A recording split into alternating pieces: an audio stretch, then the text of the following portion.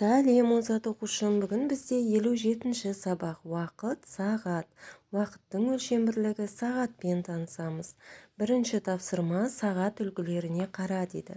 Суретте бірнеше сағат үлгілері көрсетілген, иә? Құм сағаты, қол сағаты, қалта сағаты және де үлкен үйдің керегесіне қабырғасына іліп қоятын сағат көрсетілген. Мына жерде сағат бірді көрсетіп тұр. Циферблат дегеніміз мына сағат сандарын көрсетіп тұратын, сағат тілі жүріп тұратын шкалалық сызықтар, иә? 1, 2, 3 деп белгіленіп тұр ғой. Солардың арасында ұсақ-ұсақ сызықшалар болады. Осылардың барлығын сағаттың айналасында белгіленген сандар мен сызықтарды циферблат дейміз. Ал ортасындағыны сағат тілі дейміз. Сағаттың екі тілі көрсетілген, иә? Минут және сағат тілі.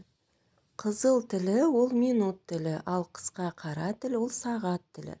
Есімізде сақтап алайық, уақыт бұл шама, ал сағат дегеніміз уақыттың өлшем бірлігі екен. Яғни біз уақытты сағатпен өлшеп білеміз, иә? Келесі екінші есеп, сағаттың үлгісін жаса, сағат тілін айналдыр, уақыттың неше болғанын айт. Мына сандарды циферблат бойынша былай қойып шығамыз. 12, 1, 2, 3, 4, иә? Одан кейін 5-ті қоямыз. 5-тен кейін 6-ны қоямыз. 6-дан кейін 7 келеді, иә? 7-ден кейін 8, 8-ден кейін 9, 9-дан кейін 10, 10-нан кейін 11 деген санды, ең соңында 12 тұрады, иә? Ең жоғарғы жағында. Енді сағат тілдерін қоямыз. Қысқа тілі сағатты көрсетеді, ұзын тілі минутты көрсетеді. Біз мына жерде сағат тура 9 болды деген уақытты көрсетіп қойдық, иә? Егер де қысқа тілін 6-ға қойсақ, ұзын тілін 12-ге қойсақ, сағат тура 6 болды дей аламыз. Келесі үшінші есеп, Әлияның апта бойы не істегенін қара. Уақытты сағат бойынша анықта дейді. Мұнда дүйсенбі күні сағат 1-де Әлия биге барды, иә? Өйткені сағат 1-ді көрсетіп тұр. Сейсенбі сағат 2-де домбыраға барды. Ал сәрсенбі сағат 3-де велосипед тепті. Бейсенбі сағат 2-де сурет салды. Жұма күні сағат 4-де биледі. Сенбі күні сағат 5-де кітапханаға барды, иә? Ал жексенбі күні сағат 3-де жүзуге қатысқан екен. Мінеки біз сурет бойынша Әлияның апта бойы не істегенін және қай уақытта істегенін біліп алдық. Төртінші есеп, есепте дейді. 3 сағатқа 4 сағатты қоссақ, 7 сағат болады. 9 сағаттан 5 сағатты азайтсақ, 4 сағат қалады.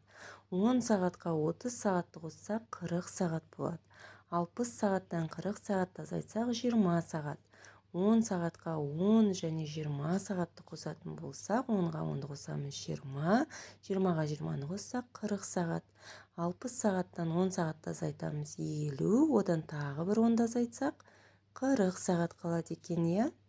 Яғни осы есептерде сағаттар берілген. Сағатты сағатқа қосамыз, немесе азайтады екенбіз, иә? Осылай есептеп аламыз.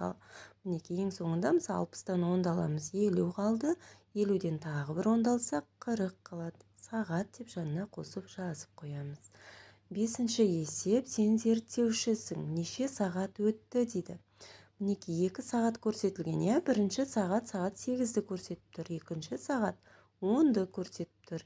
2 сағат өтеді екен, иә? 8-ден 10-ға дейін. Біз оны қалай есептеп табамыз? Міне 8-ден кейін 9 келді. 8-ден 9-ға дейін 1 сағат, 9-дан 10-ға дейін екінші сағат өтті.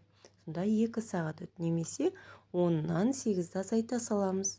2 қалды, иә? Солай 2 сағат өткенін білеміз. Міне екінші жағында сағат 6 және 9.